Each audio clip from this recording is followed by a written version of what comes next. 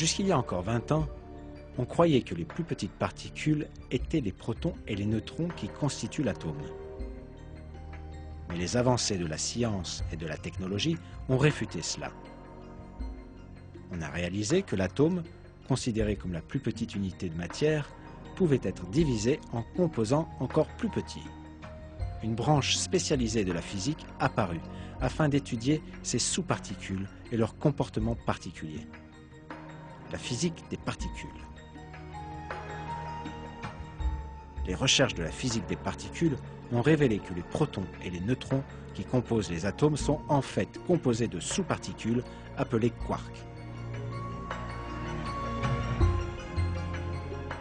Ce fait n'est apparu qu'au cours du dernier siècle, mais il fut révélé dans le Coran.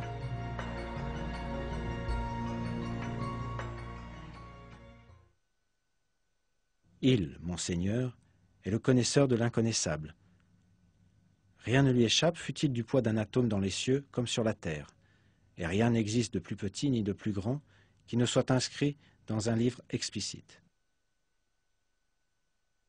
Dans un autre verset, Dieu nous dit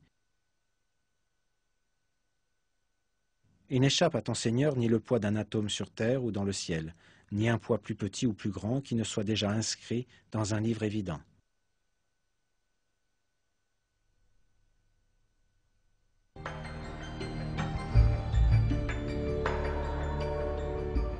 Ces versets font référence à l'atome et à des particules encore plus petites.